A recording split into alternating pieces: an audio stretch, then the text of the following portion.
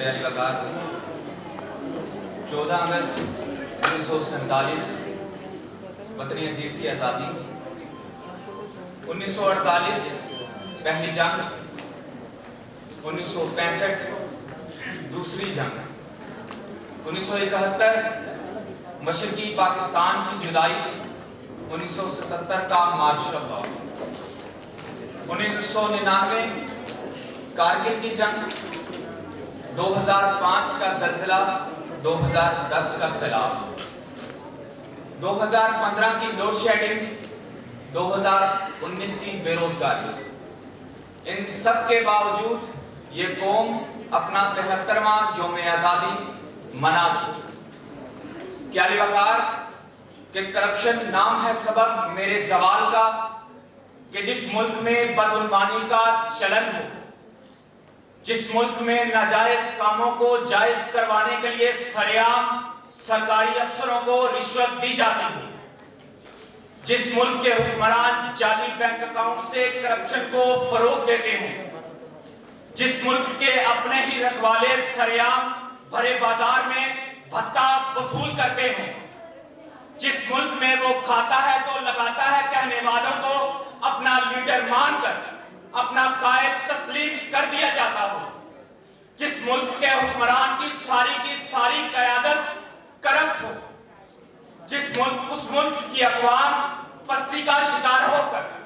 ملبے تلے دب جاتی ہے۔ کیا علی وقار وہ بھی خائف نہیں تختہ دار سے، میں بھی منصور ہوں کہہ تو اغیار سے، کیوں ڈراتے ہو زندان کی دیوار سے، ظلم کی رات کو جہل کی بات کو، کہ تم نے لوٹا ہے صدیوں ہمارا سکون،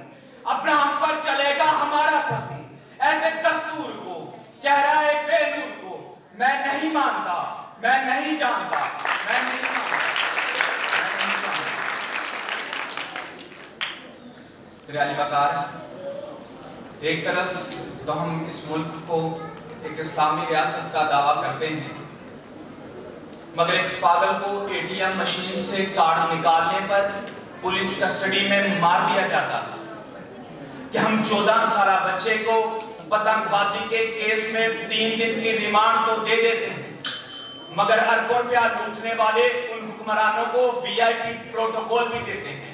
کہ ہم سارا دن ان ظالم وڈیروں اور جاگیرداروں کے خلاف تقریریں تو کرتے ہیں، مگر رات کے گھٹا تو اندھیرے میں تکیے میں سر دے کر وہی ظالم وڈیرا اور جاگیردار بننے کے خواب بھی دیکھتے ہیں۔ کہ علی وقار اس دیش کو کس نے لوٹ لیا، اس بات کا چرچا کیسے ہو جب اپنے محافظ سوتے ہوں، پھر شور و شکوات کیسے ہو جب آج کی ہلکی تھی تب گولے بجانا ممکن تھا، اب آج ہے نگری میں، اب منوا ٹھنڈا کیسے ہو، اب خون ہے گلیوں میں، اب لاشیں نگری ہیں، اب بہرے حکم یہ کہتے ہیں ہر لاش پہ نوکا کیسے ہو، ہر لاش